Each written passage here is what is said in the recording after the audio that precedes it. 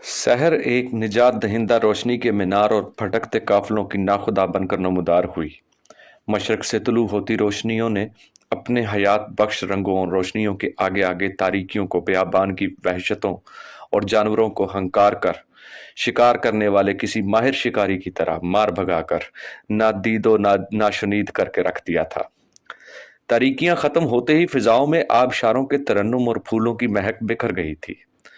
सूरज जिस वक्त काफी ऊपर चढ़ आया तो बनी काबिल का एक जवान भागता हुआ आरब के पास आया और अपनी फूली हुई सांसों में उसने कहा, आरब, आरब, मैंने वो काम कर दिया जो तूने मेरे जिम्मे लगाया था।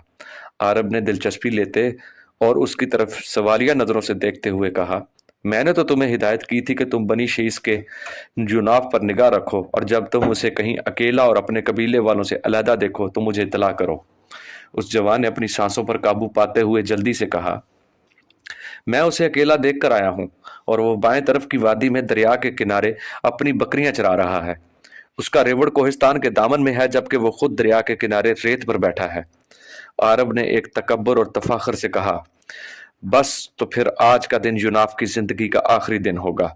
मैं उसे दरिया के किनारे उसके रेवड़ के पास मारूंगा, उसका सरजमीन में धसा कर उसे खूब रुगे दूंगा और उसकी सारी बेबसी की साथ फिजाओं में उछाल कर इस तरह मारूंगा जिस तरह उसने मेरे भाई अमलाक को मारा था। आरब ने उस नौजवान का शुक्रिया अदा किया जो उसके पास यूनाफ की खबर लेकर आया था। फिर वो बड़ी तेजी से उस तरफ रवाना हो गया जिस तरफ उसे यूनाफ के अकेला मौजूद होने की खबर दी गई थी। दरिया के किनारे और कोहिस्तानों के दामन में जिस जगह की निशानदेही की गई थी, आरब उस जगह आया और उसने देखा वहां एक कड़ियल, दराज कद और तोहरे जिस्म का तनोमंद और इंतहाई खूबसूरत नौजवान दरिया के किनारे खुश्क रेत पर बैठा हुआ था। आरब उसके पास आया और एक हकीर अंदाज से तमस्खराना लहजे में उसने पूछा, अगर मैं गलती पर नहीं तो तेरा नाम यूनाफ है और तेरा ताल्लुक बनी शीश से है। यूनाफ ने उसकी तरफ एक हमदर्दाना और सरसरी निगाह डालते हुए कहा, ए अजनबी, तेरा अंदाज दुरुस्त है, पर तू कौन है और मुझसे ऐसा क्यों पूछता है? आरब ने कहा, मेरा ताल्लुक बनी काबील से है और मैं तेरा दुश्मन हूं। मेरा नाम आरब है। तूने मेरे भाई अमलाक को कत्ल किया उस वक़्त जबकि तू और तेरा साथी गार में रखी आदम अलैहिस्सलाम की मैयत की हिफाजत कर रहे थे। जुनाफ ने कहा, अगर अमलाक तेरा भाई था तो मैं उसकी मौत पर तुझसे हमदर्दी का इजहार ना करूंगा, इसलिए कि वो खुद चलकर मुझसे मुकाबला करने के लिए गार में आया था। सो मुकाबले के दौरान मैंने उसे जोर से पटखा और उसकी बदकिस्मती के वो जमीन पर गिरते ही मर गया। आरब ने छाती तानते हुए कहा, जिस तरह तूने मेरे भाई अमलाक को हवा में उछालकर मार दिया था, ऐसे ही मैं तुम्हें उछालूंगा और तेरी जिंदगी का इख्तिताम करूंगा। आरब की इस गुफ्तगू पर हसीन और कड़ियल जुनाब की हालत बेतहाशा अंधी, बेरोक नफरत, तूफानी शोरश और शोला बेबाक और वक्त की आंधियों की जलगार जैसी हो गई। लगता था उसके सीने में तूफान के तलातुम, दिल और जहन में आतशी सतीजा, कारी आंखों में काली सदियों की आग और खून का हैजान, चेहरे पे बेकल कर देने वाली जुनूनी कैफियत और फैसलों में सुर्ख शोलों का रक्स शुरू हो गया हो। फिर यूनाफ ने अपने बेलगाम और तूफानी इरादों को बड़ी मुश्किल से अपने काबू में करते हुए कहा, जिधर से आया है उधर ही चला जा, वरना मैं शरारे बर्क बनकर तुझ पर टूटूंगा, सैलाब के रेले की तरह तुझ पर वारिद होऊंगा, बेचैन शरारों के सारे रंगों में तेरी यख बस्ता उदास और योरश को खला में बदल दूंगा। यहां से चला जा, तेरा भाई अमलाक भी कभी मेरे साथ मुकाबला करने आया था, तो उसके अंजाम से डर और इबरत हासिल कर। जुनाफ खामोश हुआ तो आरिब ने कहा, देख, तेरा मेरा टकराव आज टल न सकेगा। तू अगर मुझसे भागकर पाताल में भी उतर गया तो मैं तेरे रिश्तों की जंजीरों काटने हमा सोच समूम बनकर वहां भी पहुंच जाऊंगा। मैं आज इस दरिया के किनारे तुझ पर आतिश जनी व खून रेजी करूंगा, तेरी सारी कुव्वत इरादी को खस्तगी और बेचारगी और बर्फ जमूद में तब्दील कर दूंगा। जुनाफ ने एक बार अपनी उकाबी निगाहें खूनखार अंदाज में आरब पर जमा दी, फिर उसने कोयले और गंधक के धमाके की तरह पलटते हुए कहा, बनी काबील में अभी कोई ऐसा जवान पैदा नहीं हुआ जो मेरे लिए इबरत का सामान खड़ा करे। तेरे जैसे कई बावले कुत्तों को मैंने पत्थर मार मार कर भगा दिया, अब तेरी भी उन जैसी ही हालत होगी। आरब ने जज्बात और गुस्से में आकर आओ देखा न ताओ एक लंबी लंबी जकंद के साथ वो यूनाफ पर पल पड़ा। लेकिन ये उसकी हमाकत और अंधा जोश था, वरना इसके मुकाबले में यूनाफ एक तूफान और पुरहौल सन्नाटा था। कबल उसके कि आरब यूनाफ पर जिस्त लगाने के बाद उसे कोई नुकसान पहुंचाता, यूनाफ ने अपने दोनों मजबूत हाथों की गिरफ्त में लेकर फिर उसे बुलंद करके हवा में उछाल दिया। आरब बड़ी बेबसी और लाचारगी की हालत में रेत पर गिरा। उसके गिरते ही यूनाफ भी उसके छलांग लगा दी और उसे रगेदना शुरू कर दिया। यूनाफ ऐसी कुवत और शहजोरी का इजहार कर रहा था कि जिस तरह किसान के हल का लोहे का फाला जमीन के अंदर गहरे सियार बनाता है, इसी तरह उसने भी आरब के सर को जमीन में दबाकर उसे रगेदते हुए रेत के अंदर गहरे सियार बनाने शुरू कर दिए थे। यूनाफ ऐसी कुवत का मालिक था कि आरब के सर का ज्यादा हिस्सा उसने जमीन के अंदर धंसा कर रख दिया था। आरब को यूं लगा जैसे कब्र खोदकर उसे दफन किया जा रहा हो। अपने आप को यूनाफ की तारीख करदा अजियत और अजाब से निजात दिलाने के लिए आरब ने अजाजील की अता करदा माफूकुल फितरत कुवतों को इस्तेमाल किया और एकदम वो यूनाफ के नीचे से निकलकर यूं गायब हो गया जैसे वो था ही नहीं। आरब के इस तरह अचानक उसके नीचे से माफूकुल फितरत अंदाज में गायब हो जाने पर यूनाफ सख्त हैरान और परेशान हुआ। वो सोच भी नहीं सकता था कि आरब उसके हाथ से यूं बचकर भाग जाएगा। वो रेत पर दरिया के किनारे यूं ही परेशान और रंजीदा हाल बैठा था कि जहां वो थोड़ी देर कबल आरब को रगड़ रहा था, और उसका साथी जरमूक वहां आ गया और यूनाफ के पास बैठते हुए उसने पूछा, यूनाफ यूनाफ तुम यहाँ क्यों बैठे हो? इस कदर रंजीदा और परेशान हाल क्यों हो? यूनाफ ने कहा, जरबूक मेरे दोस्त, थोड़ी देर कबल बनी काबील का एक जवान जिसका नाम आरब है मेरे साथ मुकाबले के लिए यहाँ आया। वो मुझसे मेरे हाथों मरने वाले अपने भाई अमलाक का बदला लेना चाहता था। वो अपने आप को जोर आवर और ताकतवर समझता था। सो देख जरमूक, मैंने उसे जमीन पर गिरा लिया, उसे रगेदने लगा। फिर ऐसा हुआ कि वो अचानक मेरी नजरों से गायब होकर रूपोश हो गया। मैं तब से यहाँ परेशान बैठा हूं। मैं सोचता हूं क्या आरब नाम का नौजवान हमारी तरह का इंसान न था? अगर था तो वो यूं हवा की तरह कैसे गायब हो गया?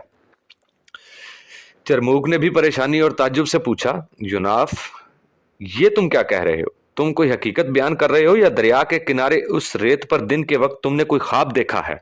यूनाफ ने कहा, नहीं मेरे दोस्त, ये ख्वाब या सपना नहीं, एक सच्चाई और हकीकत है।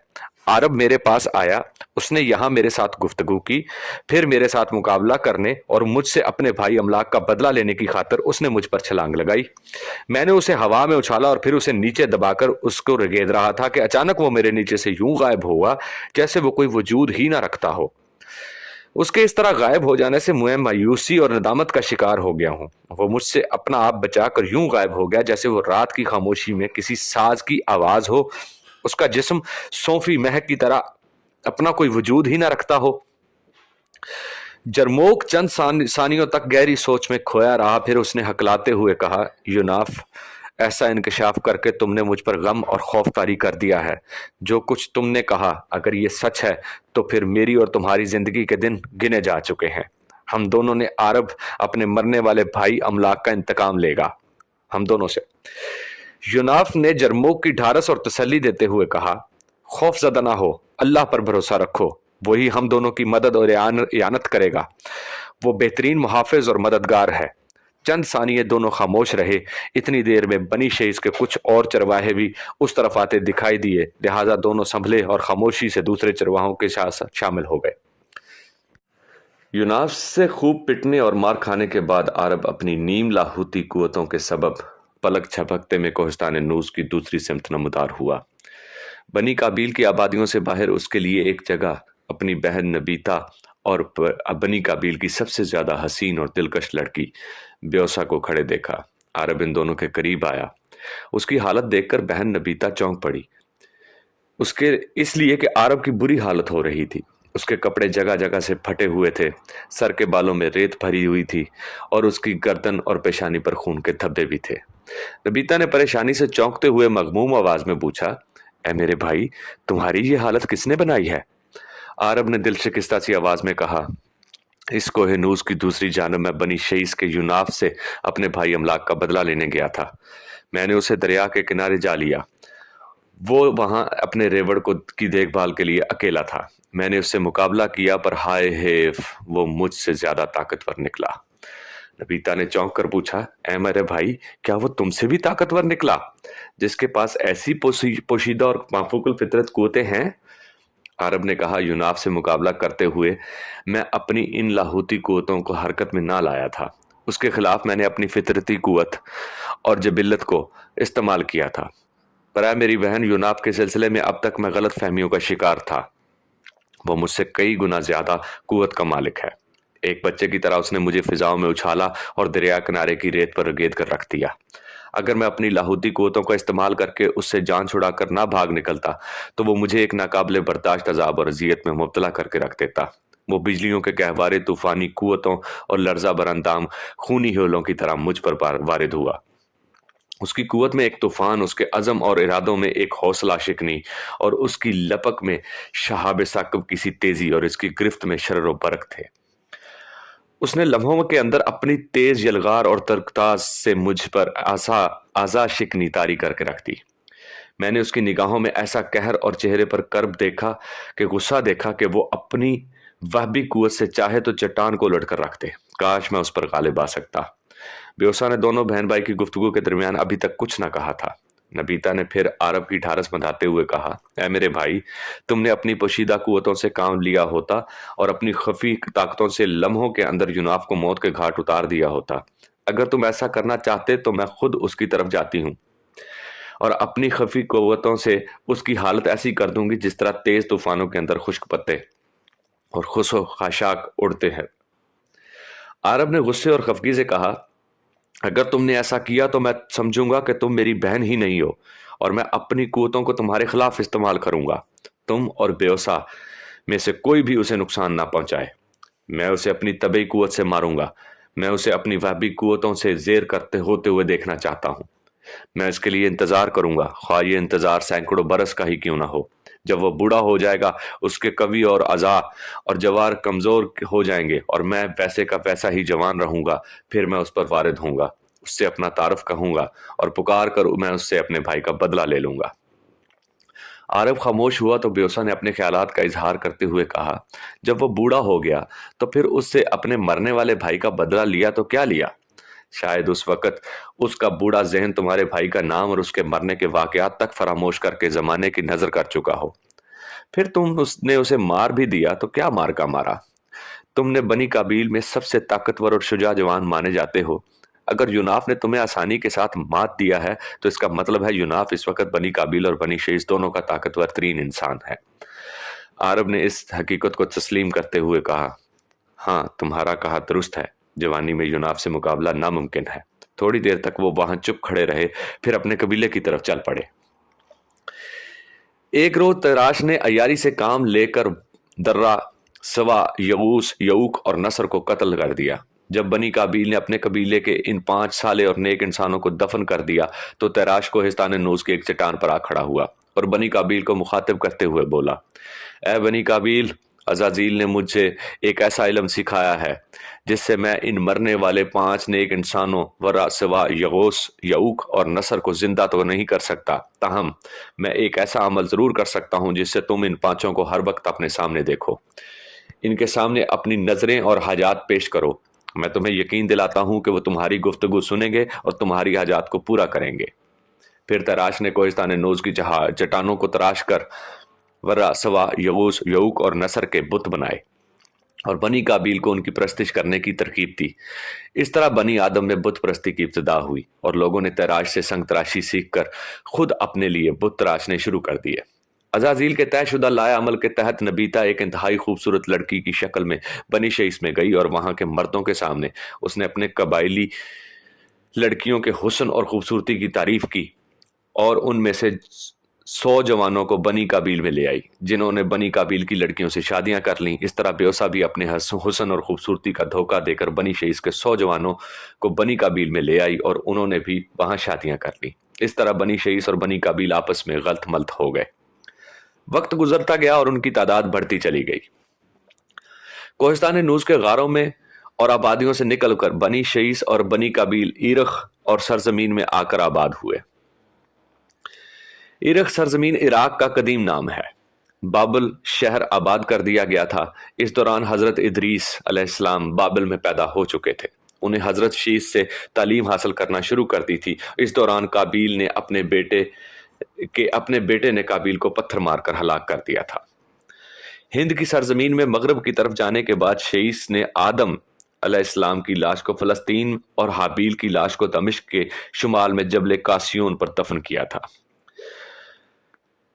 دمشق کے شمال میں جبل قاسیون پر ایک زیارت گاہ بنی ہوئی ہے جو مقتل حابیل کے نام سے مشہور ہے۔ اس کے متعلق ابن اساکر رضی اللہ تعالیٰ عنہ نے احمد بن کثیر کے خواب نقل کیا کہ انہوں نے کہا کہ خواب میں حضور صلی اللہ علیہ وآلہ وسلم کو دیکھا، ان کے ساتھ حابیل بھی تھے۔ حابیل نے قسم کھا کر کہا میرا مقتل یہی ہے۔ حضور صلی اللہ علیہ وآلہ وسلم نے ان کے قول کی تصدیق کی۔ یہ قصص القرآن میں واقعات درج ہے۔ ایک روز یوناف اور اس کا بچپن کا ساتھی دونوں جرموک دریائے فرات کے کنارے بابل شہر کے باہر ایک چٹان پر بیٹھے تھے۔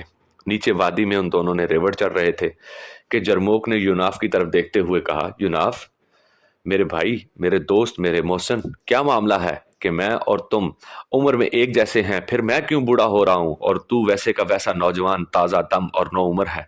آخر تو کیا کھاتا پیتا ہے کہ ویسے کا ویسا ہی تر و تازہ، طاقتور اور شہزور ہے، جبکہ تیری عمر کی سب سنگی ساتھی بوڑھے ہو گئے ہیں؟ یوناف نے کہا، جرموک میرے بھائی، میرے دوست، تو دیکھتا ہے میں تیرے ہی ساتھ کھاتا پیتا ہوں، مجھے کچھ خبر نہیں کہ میں کیوں اور کیسے ویسے کا ویسا ہوں۔ دیکھ دوپہر ہو گئی ہے، تو یہاں میں نیچے دریائے دجلہ سے جا کر پانی کی چھاگل بھر کر لاتا ہوں۔ جرموک خاموش رہا اور یوناف لکڑی کی بنی ہوئی چھاگل اٹھا کر دریا کی طرف چلا گیا۔ اسی وقت عرب، بیوسا اور نبیتا اس کوہستان پر میں نمودار ہوئے۔ عرب جرموک کو مارنے کے ارادے سے آگے بڑھا اور جرموک نے اپنا دفاع کرنے کی کوشش کی لیکن ناکام رہا۔ پھر وہ بوڑھا ہو چکا تھا، جبکہ عرب ویسے کا ویسا جوان ہی تھا اور زوراور تھا۔ عرب نے جرموک کو پکڑ کر ہوا میں اچھالا اور وہ بیچارہ ایک پتھر پر گرا اور دم توڑ گیا۔ پانی کی چھاگل بھرنے کے بعد جب یوناف اس چٹان کے قریب آیا جہاں تھوڑی دیر قبل وہ اپنے عزیز دوست جرموک کے ساتھ بیٹھا ہوا تھا، اس نے دیکھا وہاں چٹان کے اوپر عرب، بیوسا اور نبیتا کھڑے ہیں، جبکہ چٹان کے نیچے جرموک کی لاش پڑی ہوئی ہے۔ غصے اور غضب میں یوناف کا رنگ آگ کی طرح بھڑک اٹھا۔ چٹان پر کھڑے عرب، بیوسا اور نبیتا نے بھی غور سے یوناف کی طرف دیکھا۔ پھر نبیتا نے کسی حیرت اور تعجب سے اپنے بھائی عرب کی طرف دیکھتے ہوئے کہا، عرب میرے بھائی، کیا تو نے یوناف کو دیکھا؟ وہ پہلے ہی کی طرح تر و تازہ اور جوان ہے، جبکہ اس کا ساتھی جرموک تو بوڑھا ہو گیا تھا۔ یہ کیا معاملہ ہے میرے بھائی؟ کیا ہماری طرح اس پر بھی کسی قوت نے اپنے باطنی زور سے اس کے ناسوت پر لاہوت کا عمل کر دیا ہے؟ اگر ایسا ہے تو کیا جرموک کی موت کے بعد یہ ہمارے لیے مسائل نہ کھڑے کر دے گا؟ میرے بھائی، تو طبعی قوت سے اس کا مقابلہ نہ کرو اور اپنی لاہوتی قوت کو استعمال کرو اور یوناف کا خاتمہ کر دو۔ عرب نے فیصلہ کن انداز میں کہا، ایسا ممکن نہیں، میں اسے اپنی طبعی قوت سے ہی موت کے گھاٹ اتاروں گا۔ یہ میرا اپنی ذات کے ساتھ وعدہ ہے اور میں اسے پورا کروں گا۔ سنو نبیتا میری بہن، یہ تمہارا وہم ہے کہ یوناف بوڑھا نہیں ہوا۔ اتنا عرصہ گزر گیا ہے، یہ کیسے ممکن ہے کہ یوناف بوڑھا، کمزور اور لاغر نہ ہو گیا ہو؟ یہ محض چہرے سے تر و تازہ دکھائی دیتا ہوگا، ورنہ جرموک کی طرح اسے بھی بڑھاپے کی دیمک نے چاٹ لیا ہوگا، اور جرموک کی طرح اسے بھی میں پٹک کر موت کے گھاٹ اتار دوں گا۔ نبیتا نے ہمدردی سے عرب کی طرف دیکھتے ہوئے کہا، اے میرے بھائی، یوناف کے ساتھ ٹکرانے سے قبل میرے ساتھ وعدہ کرو کہ اگر تم اپنی طبعی قوت سے اسے زیر نہ کر سکے تو اپنی لاہوتی اور اکتسابی قوت کو عمل میں لا کر یوناف کا خاتمہ کر دو گے۔ عرب نے یوناف کی طرف بڑھتے ہوئے کہا، اے میری بہن، میں تم سے ایسا کرنے کا وعدہ کرتا ہوں، آج میں ہر حال میں یوناف کا خاتمہ کروں گا۔ عرب کو اپنی طرف بڑھتے دیکھ کر یوناف نے نفرت اور غصے کی حالت میں اپنے ہاتھ میں تھامی لکڑی کی چھاگل دور پھینک دی اور عرب کی طرف بڑھا۔ جو ہی عرب نے قریب آ کر یوناف کے اوپر چھلانگ لگانا چاہی، نبیتا، بیوسا بھی آگے بڑھنے لگیں۔ پھر ایک لمبی جس کے ساتھ عرب نے یوناف پر چھلانگ لگا دی۔ اس نے چونک کے اونچائی سے چھلانگ لگائی تھی اور اس کے سامنے یوناف بتدریجی ڈھلان پر کھڑا تھا، لہٰذا یوناف عرب کی قوت اور بوجھ کے باعث اپنا توازن برقرار نہ رکھ سکا اور زمین پر گر گیا۔ ڈھلان کی وجہ سے دونوں تیزی کے ساتھ لڑکتے ہوئے دریائے فرات کے کنارے پر آ رکے۔ بیوسا اور نبیتا بھی بھاگتی ہوئی اس دریا کے کنارے کی طرف بڑھنے لگی۔ جب یوناف اور عرب دونوں ڈھلوان پر لڑکنے کے بعد ہموار زمین پر رکے تو دونوں ہی تیزی سے اٹھ کھڑے ہوئے اور ایک دوسرے پر انہوں نے مکوں کی بارش کر دی۔ کافی دیر تک دونوں جم کر لڑتے رہے، یہاں تک کہ دونوں زخمی ہو گئے۔ پھر لمحہ بلمحہ یوناف اور عرب پر غالب آنے لگا۔ یوناف کی ضربیں عرب پر تھکان طاری کرنے لگی۔ عرب نے جب دیکھا کہ یوناف پر قوت ضرب کے سامنے اس کے جسم میں نکاہت اور پاؤں میں لڑکراہٹ پیدا ہونے لگی تو وہ اپنی لاہوتی قوتوں کو عمل میں لایا اور جناف کے سامنے سے غائب ہو کر ذرا فاصلے پر بے چینی اور پریشانی کی حالت میں کھڑی بیوسا اور نبیتا کے پاس جا کر نمودار ہوا۔ عرب کے اس طرح اپنے سامنے سے غائب ہو کر بیوسا اور نبیتا کے پاس جا کر نمودار ہونے پر یوناف بے بسی اور لاچارگی سے اسے دیکھتا رہ گیا۔ عرب کے اس طرح غائب ہو کر نمودار ہونے پر وہ پریشان اور ہراساں بھی تھا۔ بیوسا اور نبیتا کے پاس جا کر عرب نے حیرت اور تعجب اور ان دونوں کو مخاطب کرتے ہوئے کہا، یہ امر میرے لیے باعث تشویش ہے کہ یوناف ابھی تک جوان ہے، اس کی قوت، اس کی تر و تازگی، اس کا شباب، اس کی توانائی ویسے کی ویسی ہی ہے، میں اپنی طبعی قوت سے اس کا مقابلہ نہیں کر سکتا۔ کاش کوئی مجھے بتاتا، کوئی مجھ پر یہ بھید افشا کرتا کہ یوناف کی توانائیاں کیوں کر بڑھاپے کا شکار نہیں ہوئی۔ اس موقع پر بیوسا نے کہا، آؤ ہم اپنی لاہوتی قوتوں کو عمل میں لائیں اور آج دریائے فرات کے کنارے تینوں مل کر یوناف کا خاتمہ کر دیں، ورنہ جرموک کی موت کے بعد یہ ہمارے لیے کئی مسائل کھڑے کر دے گا۔ تینوں آہستہ آہستہ موت کی نشانیاں بن کر یوناف کی طرف بڑھنے لگے۔ اپنی جگہ پر یوناف کھڑا انہیں حیرت اور تعجب سے اپنی طرف بڑھتے دیکھ رہا تھا کہ اسے اپنی گردن کے گرد ایک ریشمی لمس محسوس ہوا، جیسے کوئی سانپ اس کی گردن کے گرد بل کھا رہا ہو۔ پھر یوناف کے کانوں میں ایک نہایت شیریں اور شہد میں ڈوبی ہوئی رس کھولتی جوان نو عمر نسوانی آواز پڑی، گھبراؤ نہیں، یہ تینوں تمہارا کچھ بھی نہ بگاڑ سکیں گے، میں تمہاری ہمدرد، تمہاری ساتھی، تمہارے ساتھ ہوں۔ سنو، اس نادیدہ ہستی کی بات کاٹتے ہوئے یوناف نے پوچھا، پہلے یہ بتاؤ تم کون ہو، کیوں میری مدد پر آمادہ ہو، اور تم مجھے نظر کیوں نہیں آ رہی ہو؟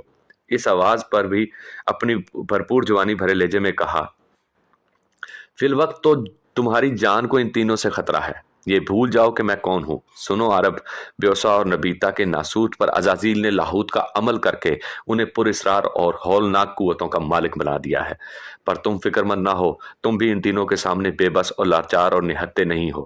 اس نے مزید بتایا، جس رات عزازیل نے ان تینوں پر عمل کیا تھا، اسی رات سوتے کی حالت میں حابیل کی نیک روح نے تم پر بھی یہی عمل کر دیا تھا۔ اب تم بھی پراسرار اور ہولناک قوتوں کے مالک ہو، اور جس طرح عرب، بیوسا اور نبیتا ایک مدت مقررہ تک جوان اور زندہ رہیں گے، ایسے ہی تم بھی جوان اور پرقوت رہو گے۔ تمہاری یہ زندہ اور جوان رہنے کی قوت ہزاروں برس پر بھی محیط ہو سکتی ہے، پر ان تینوں کی طرح تمہیں بھی ایک دن موت آئے گی، کیونکہ انسان فانی ہے اور اس کے خمیر میں فنا بھر دی گئی ہے۔ یوناف نے پوچھا، میری موت یا میرا خاتمہ کس کے ہاتھوں ہوگا؟ رس کھولتی اس نسوانی آواز نے کہا، تیرا خاتمہ کسی بھی بڑی شخصیت کی وجہ سے ہوگا، کسی بہت بڑی شخصیت کی وجہ سے ہوگا۔ یوناف نے تجسس سے پوچھا، کیا وہ شخصیت مجھ سے بھی زیادہ طاقتور ہوگی؟ اس شیریں آواز نے کہا، تم فی الحال ان باتوں کو چھوڑو اور سنو، جو قوتیں تمہیں ملی ہیں انہیں نیکی اور بھلائی کے فروغ کے لیے استعمال کرنا اور ان سے اپنا دفاع کرتے رہنا، بدی کی قوتوں سے ان کا خاتمہ اور استحصال کرنا۔ پھر وہ پر اسرار نسوانی آواز بڑی تیزی کے ساتھ یوناف کو اسے ملنے والی پر اسرار قوتوں اور ان کے استعمال کی تفصیل بتانے لگی۔ اس سحر زدہ کر دینے والی آواز نے جلدی سے اسے سب کچھ سمجھا دیا۔ اتنی دیر میں عرب، بیوسا اور نبیتا بلندی سے اتر کر دریائے فرات کے کنارے پر آ گئے تھے۔ یوناف کو پھر محسوس ہوا جیسے کوئی سانپ بڑی تیزی سے اس کی گردن کے گرد بل کھانے لگا ہو، ایسا ہی ساتھ ہی وہ میٹھی آواز بھی اس کے کانوں میں پڑی۔ وہ کہہ رہی تھی، یوناف، یوناف، اگر وہ تینوں ایک ساتھ تم پر بل پڑے تو تم پر اپنی لاہوتی قوتوں کے عمل شروع کر دیں تو تم ان تینوں کے سامنے اپنے آپ کو عاجز اور بے بس محسوس کرنے لگو، تو جس طرح تھوڑی دیر قبل عرب تمہارے سامنے سے غائب ہو کر بیوسا اور نبیتا کے پاس جا کر نمودار ہوا تھا، اسی طرح تم بھی غائب ہو جانا، اور جب یہ تینوں عاجز ہو کر چلے جائیں تو تم اپنے ریوڑ کو ہانک کر لے جانا۔ یوناف کو اپنی گردن کے گرد سانپ کے بدن کا ریشمی لمس محسوس ہونے لگا۔ اسے ایسے لگا جیسے کوئی سانپ اس کی گردن کے گرد اپنے بل کھول کر علیحدہ ہو رہا۔ یوناف کے قریب آ کر بیوسا نبیتا ایک جگہ کھڑی ہو گئی۔ عرب آگے بڑھا، اس نے ایک عجیب انداز میں اپنی پلکوں سے اشارہ کیا۔ یوناف اس طرح ہوا میں اچھلا جیسے کسی بہت بڑی قوت نے اسے اٹھا کر ہوا میں اچھال دیا ہو۔ فضا میں بلند ہو کر یوناف بے بسی کی حالت میں دریا کے کنارے کی ریت پر گرنے کو تھا کہ تھوڑی دیر قبل اس پر نسوانی آواز نے لاہوتی قوتوں کے رموز کا جو اس پر انکشاف کیا تھا وہ ان کو عمل میں لایا، اپنا دفاع کیا اور زمین پر بے بسی کی حالت میں گرنے کی بجائے وہ انتہائی آرام دہ حالت اور پرسکون انداز میں زمین پر اتر آیا۔ عرب، بیوسا اور نبیتا کے اس کے اس عمل پر پریشان اور دنگ رہ گئے۔ اچانک یوناف نے اپنا دایاں ہاتھ عرب کی طرف سیدھا کر کے اپنا عمل کیا اور اس کے ہاتھ کی انگلیوں سے انسانی جسم پگھلا دینے والی شعائیں پھونٹ کر عرب کی طرف لپکیں۔ عرب فوراً پھدک کر ایک طرف ہٹ گیا اور ذرا فاصلے پر نبیتا اور بیوسا کے پاس جا کھڑا ہوا. پھر دونوں کو مخاطب کرتے ہوئے اس نے کہا, تم دونوں نے دیکھا, ہماری طرف جناب بھی اس طرح پراسرار قوتوں کا مالک ہے. شاید ہماری طرح اس پر بھی کسی نے لاہوتی عمل کر دیا ہے, اور اب یہ بھی وقت مقررہ تک جوان رہے گا. آؤ فی الوقت یہاں سے ٹل جائیں, پھر کسی وقت اچانک اس کو آ لیں گے اور اسے مجبور اور بے بس کر دیں گے. اب ہم اس کی موت کا باعث تو نہیں بن سکتے, صرف اس کو جسمانی عیب ہی لگا سکتے ہیں, کیونکہ اب اسے بھی ایک وقت مقررہ تک موت نہ آئے گی. تاہم جب تک یہ زندہ ہے ہم اپنی طرف سے اس پر قہر اور عذاب بن کر برستے رہیں گے. پھر عرب نے یوناف کی طرف دیکھتے ہوئے کہا, تیری قسمت اچھی ہے کہ تو آج بھی ہمارے ہاتھوں سے بچ گیا, ورنہ دریائے فرات کے کنارے اور بابل کی سرزمین میں جہاں ان چند ٹیلوں کے علاوہ کچھ نہیں, ہم نے تیری زندگی کا خاتمہ کر دیا ہوتا. یوناف نے جرأت مندانہ انداز میں چند قدم آگے بڑھتے ہوئے کہا, بدی کے گماشتو, گناہ کے فرزندو, میں اب اس قابل ہوں کہ تم سے اپنی طبعی قوت کے علاوہ اور طریقوں سے بھی نمٹ سکوں. اس بار عرب نے کوئی جواب نہ دیا اور بیوسا نبیتا وہاں سے غائب ہو گئے. یوناف نے جرموک کی لاش کو اٹھایا اور اپنے اور جرموک کے ریوڑوں کو ہانکتا ہوا بابل شہر کی طرف چل دیا.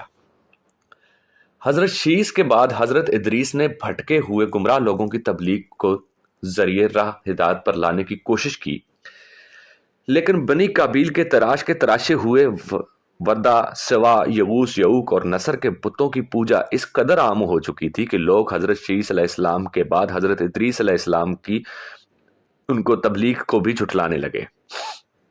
ان پانچوں بتوں کو جگہ جگہ تراشا جاتا اور گھر گھر ان کی پوجا اور عبادت کی جاتی. خداوند کریم نے حضرت ادریس علیہ السلام کو نبوت سے سرفراز کیا. اب پہلی ہستی ہیں جنہوں نے قلم کا استعمال شروع کیا. آپ نے ہی علم و حکمت نجوم کی ابتدا کی, اس لیے کہ اللہ تعالیٰ نے آپ کو افلاک, ان کی ترتیب, کواکب اور ان کے اجتماع اور افتراق کے نکات اور ان کے باہمی کشش کے رموز و اسرار کی تعلیم دی تھی, اور آپ کو علم الاعداد و حساب سے رمل کا عالم بھی بنایا تھا. آپ نے بابل میں اپنی تبلیغ کا سلسلہ جاری رکھا اور ایک چھوٹی سی جماعت آپ پر ایمان لا کر مشرف اسلام ہو گئی اور بتوں کی پوجا پاٹ چھوڑ کر ایک خدا کی عبادت کرنے لگی تھی. اس پر شریروں اور مفسدوں کی ایک جماعت آپ کے درپے ہو گئی. ان حالات میں حضرت ادریس علیہ السلام اپنے پیروکاروں کے ساتھ بابل سے مصر کی طرف ہجرت کر گئے. یوناف بھی حضرت ادریس علیہ السلام پر ایمان لے آیا اور وہ بھی بابل کی سے مصر کی طرف ہجرت کر گیا. مصر میں دریائے نیل کے کنارے مقیم ہو کر حضرت ادریس علیہ السلام نے پھر تعلیم و تبلیغ کا سلسلہ شروع کیا. حضرت ادریس علیہ السلام نے اپنے پیروکاروں کو حکمت, نجوم اور رمل کی بھی تعلیم دی. آپ کی تعلیمات جب خوب پھیلیں تو آپ نے دنیا کو 4 حصوں میں تقسیم کر کے ہر حصے میں تبلیغ و تعلیم کے لیے اپنی طرف سے ایک ایک حاکم مقرر کیا. ان میں سے ایک کا نام اسکلیبوس, دوسرے کا نام الاوس, تیسرے کا نام زوس اور چوتھے کا نام بسیلوس تھا. ان میں سے اکلیبوس نے سب سے زیادہ کام کیا. یہ شخص اس خطہ زمین میں گیا جہاں آج کل یونان کہتے ہیں. وہاں اس نے حضرت ادریس علیہ السلام سے سیکھے ہوئے حکمت, نجوم, رمل اور دیگر علوم کو چٹانوں پر کندہ کروا دیا. اسی لیے طوفان نوح کے بعد بھی یہ کندہ شدہ علوم محفوظ رہے اور یونان نے اس میں خوب ترقی کی.